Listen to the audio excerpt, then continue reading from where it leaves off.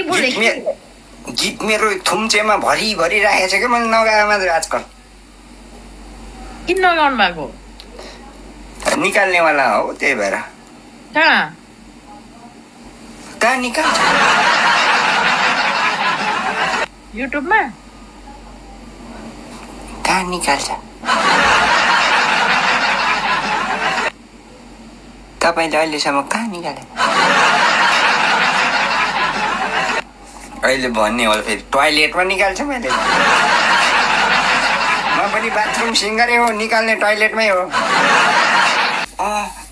सिमसिमे पानीको कुलो बनाउने आलु दाइले सेलरोटी धुलो बनाउने त्यस्तो गीत त मेरो त फटाफट आइरहन्छ एनिवे थ्याङ्क यू बेबी त्यो कुरा छोडिदिनुहोस् बेबी आएको छ यता ओके बेबी ओके सुन न बेबी आज तिमी आउँछु भन्थ्यो त बेबी आउनु भएन थ्याङ्क यू बेबी मेरो बेबी यता welcome baby welcome you are most welcome baby अनि मलाई भेट्न आउँछु भन्थ्यो त बेबी साथीहरू नयाँ आइडीबाट 3 जनाले 3 वटा रोज फाल्नुहोस् बेबी हस् बेबी हस् तिमीले भन न मात्रै बेबी तिम्रो लागि म रकेट तिमीले फेरि लसुन थ्याङ्क यू गाइस दुईजनाले लसुन थ्याङ्क यू लसुन पुड्के गाइस दुईजनाले अब प्याज र आलुले नि फाल्नुहोस् एउटा एउटा सागले पनि फ्याल्छ है त्यतातिर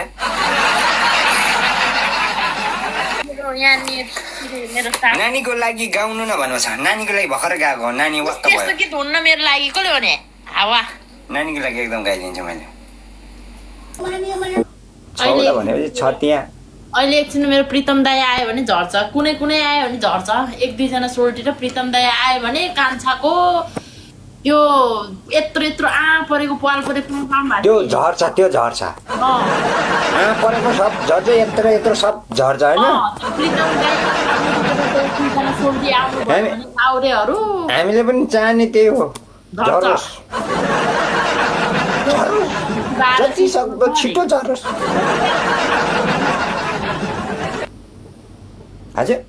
हजुरको कतिजना भ्युअर्स हुनुहुन्छ भ्युज त धेरैजना छन् तर झर्ने तपाईँले हो मतलब विन मेरो 1-2 जना 1200 झार्छ भन्ने बित्तिकै बादल लाउँदो रहेछ त उताबाट के हो त्यो बादल भित्र त पनि झार्ने म त लेकमा जन्मेको मान्छे हो त्यस्तो बादल भित्र त आमामाम देख्दिन हो छिमेकीले पनि रामेछाप पनि बादल पाउने ठाउँ हो लायो थोते ब्रोले हाले मात्रै हो ला छैन हाले चाहिँ हो तुर गरेर देखेँ घाटो चाहिँ घाटै छ टोयलेट छेउमा रुम छ मेरो